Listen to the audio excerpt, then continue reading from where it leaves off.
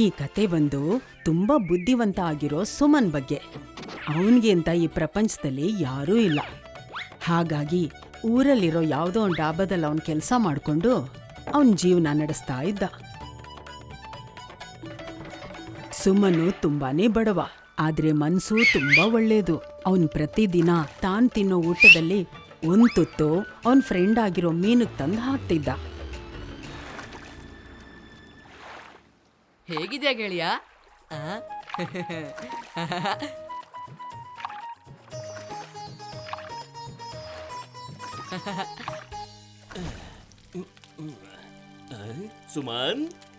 ಸುಮನ್ ಡಾಬಾದಲ್ಲಿ ಚುರುಕ ಕೆಲಸ ಮಾಡ್ತಾ ಇರೋದನ್ನ ಅಲ್ಲಿ ಬಂದ ಒಬ್ಬ ವ್ಯಕ್ತಿ ಕಣ್ಣು ಅವನ್ ಮೇಲ್ ಬಿತ್ತು.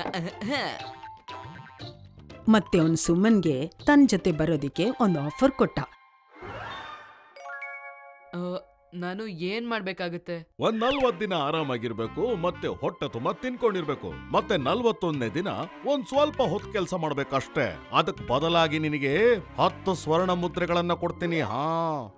ಒಂದು ಕೆಲ್ಸಕ್ ಮುಂಚೆ 9 ಕೆಲ್ಸ ಆದ್ಮೇಲೆ. ಹೇಳು, ಹೇಗನ್ನಿಸ್ತು ಈ ಕೆಲಸ ನಿನಗೆ?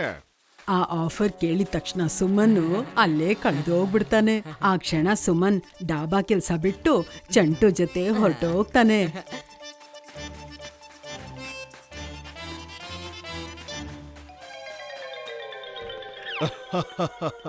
ಇವತ್ತಿನಿಂದ ನಿನ್ನ ಆರಾಮ ದಿನಗಳು ಶುರು ಆಯ್ತು ಅಂತಾನೆ ಅನ್ಕೋ. ಆರಾಮಾಗಿ ಊಟ ಮಾಡು, ಮಲಗು, ಮತ್ತೆದೇಳು, ತಿನ್ನು, ಓಡಾಡು, ಮಲಗು, ಮತ್ತೆ ತಿನ್ನು, ಓಡಾಡು, ಮಲಗು.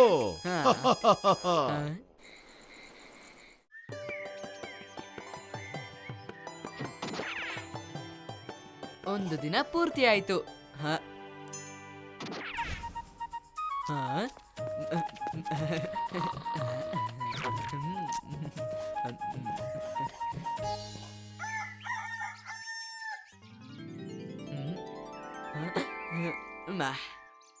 ಕೊನೆಗೂ ಸುಮನ್ನ 40 ದಿನದ ಕ್ವಾರಂಟೈನ್ ಮುಗೀತು. ಈಗ ಕೆಲ್ಸ ಮಾಡೋಂತ ದಿನ ಅಂದ್ರೆ 41ನೇ ದಿನ ಬಂತು. ಕೊಟ್ಟಿರೋ ಮಾತಿನ ಪ್ರಕಾರ ಚಂಟು ಕೆಲ್ಸ ಕೊಡೋಕ್ ಮುಂಚೆನೆ ಒಂದು ಚಿನ್ನದ ನಾಣ್ಯನ ಸುಮನ್ ಕೊಟ್ಟು ಅವನ್ ಜೊತೆ ಕರ್ಕೊಂಡು ಹೋಗ್ತಾನೆ. ಹಾಗೆ ನಡೀತಾ ನಡೀತಾ ಒಂದು ದಟ್ಟ ಕಾಡಿನ ಪಕ್ಕ ಒಂದು ಬೆಟ್ಟದ ಮೇಲೆ ಹೋಗ್ತಾರೆ. ಅದ್ರ ಪಕ್ಕದಲ್ಲಿ ಒಂದು ದೊಡ್ಡ ನದಿ ಹರಿತಾ ಇರುತ್ತೆ. ಈ ಕಾಡಿನ ಹಣ್ಣು ತುಂಬಾನೇ ಬೆಲೆ ಬಾಳುವಂತದ್ದು. ನಾನಿಲ್ಲಿಂದ ತುಂಬಾ ಹಣ್ಣುಗಳನ್ನ ತಗೊಂಡ್ ಹೋಗ್ಬೇಕು ಅಂತಿದೀನಿ. ಆದ್ರೆ ಈ ಚೀಲದಲ್ಲಿ ಎಷ್ಟು ಹಣ್ಣು ತುಂಬುತ್ತೆ ನನಗಂತೂ ಗೊತ್ತಿಲ್ಲ. ಅದಕ್ಕೆ ಒಂದ್ಸಲ ಪ್ರಯೋಗ ಮಾಡೋದಕ್ಕೆ ನೀನ್ ಇದ್ರೊಳಗಡೆ ಕೂತ್ ನೋಡ್ತೀಯಾ? ಅದರಿಂದ ಈ ಚೀಲ ಎಷ್ಟು ಭಾರ ಆಗತ್ತೆ ಅಂತ ನನಗೆ ಆವಾಗ ಗೊತ್ತಾಗತ್ತೆ. ಖಂಡಿತವಾಗ್ಲು.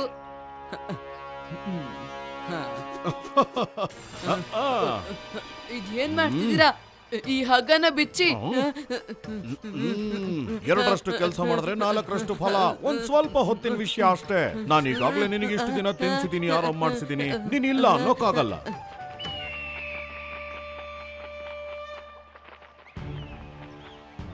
ಅಯ್ಯೋ, ನನ್ನನ್ ಬಿಡ್ಸಿ. ಇದೇನ್ ಮಾಡ್ತಿದ್ದೀರಾ ನೀವು? ಕಾಪಾಡಿ, ಕಾಪಾಡಿ, ಕಾಪಾಡಿ. ಶಬ್ಬಾಷ್. ಯಾರಾದ್ರೂ ಕಾಪಾಡಿ.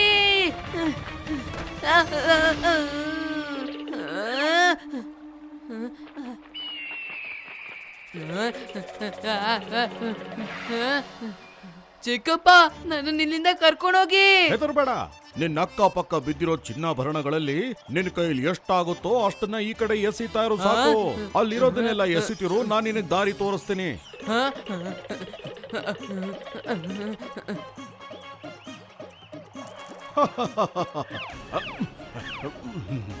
ಇವಾಗಾದ್ರೂ ಹೇಳಿ ಚಿಕ್ಕಪ್ಪ. ಮೂರ್ಖ ಬಾಲಕ, ನಿನಗೆ ಅಕ್ಕಪಕ್ಕ ಅಸ್ಥಿಪಂಜರಗಳು ಕಾಣಿಸ್ತಾ ಇಲ್ವಾ? ನಿನಗಿಂತ ಮುಂಚೆ ಎಷ್ಟೋ ಜನ ಹದ್ದುಗಳಿಗೆ ಭೋಜನ ಆಗಿದ್ದಾರೆ. ಈಗ ನಿನ್ನ ಸಮಯ ಬಂದಿದೆ. ಇದೇನ್ ಮಾಡ್ತಿದ್ದೀರಾ ಚಿಕ್ಕಪ್ಪ?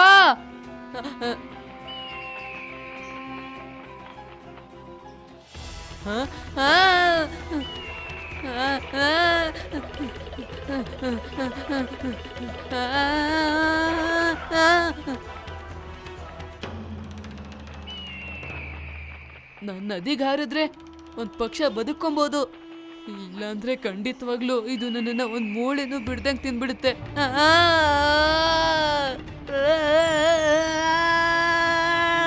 ಮಕ್ಳೇ, ಇದ್ಯಾವ ನದಿ ಅಂದ್ರೆ ಸುಮನ್ ಊರಿನ ಪಕ್ಕ ಹರಿತಾ ಇದ್ದಿದ್ದು. ಮತ್ತೆ ನಿಮ್ಗೆಲ್ಲ ಕತೆ ಶುರು ಮಾಡಿದಾಗ ಮೀನಿನ ಬಗ್ಗೆ ಹೇಳಿದ್ ನೆನ್ಪಿದೆ ಅಲ್ವಾ? ಅದೇ ಸುಮನ್ ಊಟ ಹಾಕ್ತಾ ಇದ್ದಿದ್ದು. ಅದೇ ನದಿ ಆಗಿದ್ರೆ ಆ ಮೀನಿನ ಮನೆ ಕೂಡ ಇದೇ ನದಿ ಆಗಿರತ್ತಲ್ವಾ? ಅದು ಸರಿಯಾದ ಸಮಯಕ್ಕೆ ತನ್ನ ಗೆಳೆಯನ್ನ ಕಾಪಾಡೋದಿಕ್ಕೆ ಆ ಮೀನಲ್ಲಿಗೆ ಬಂದೇ ಬಿಡ್ತು.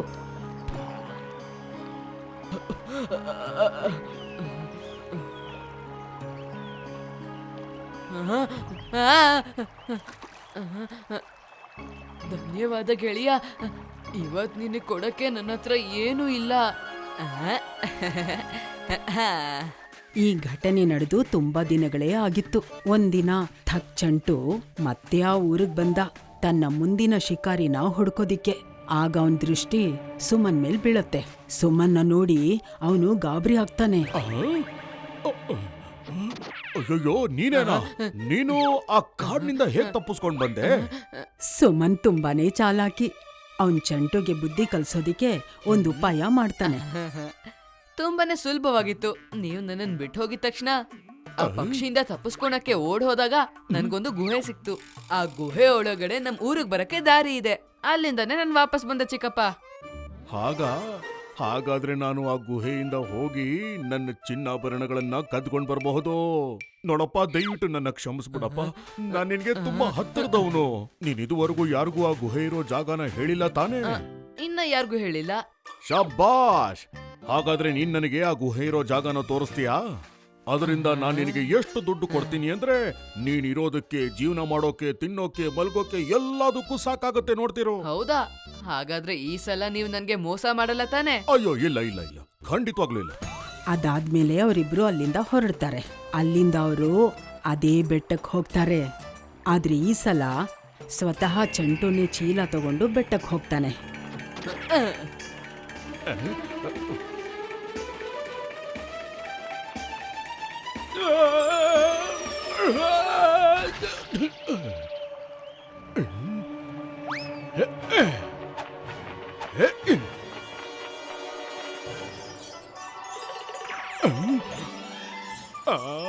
ಅದ್ಭುತವಾಗಿದೆ. ಚಿನ್ನಾಭರಣ, ಖಜಾನೆಗಳು. ಆಹೋ,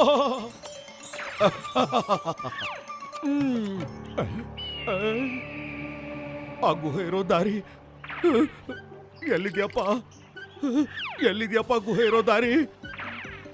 ಇಲ್ಲಂತೂ ಯಾವ ಗುಹೆನೂ ಕಾಣಿಸ್ತಿಲ್ವಲ್ಲ. ಎಲ್ಲಿದೆ ಗುಹೆ? ಯಾವ ಗುಹೆ ಹೇಳಿ? ನನ್ಗೆ ಯಾವ ಗುಹೆನೂ ಗೊತ್ತಿಲ್ಲ. ಅಯ್ಯೋ, ಇದೇ ನನಗೆ ಮೋಸ ಮಾಡ್ತಿದ್ಯಾ ನೀನು? ನಿನ್ ನೆನಪೇನಾದ್ರೂ ಹೊಟ್ಟೋಯ್ತಾ ಹೇಗೆ? ಓಹೋ ಚಿಕ್ಕಪ್ಪ, ನೀವೇನು ಅಂತ ನನಗ್ ಚೆನ್ನಾಗ್ ಗೊತ್ತಾಯ್ತು.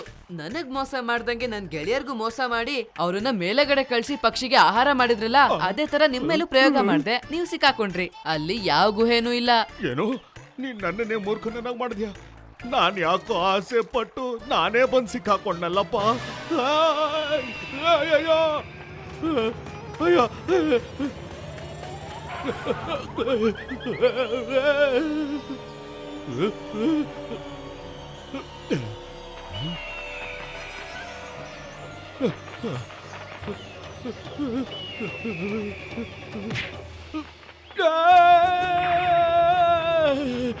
ಕಾಪಾಡಿ!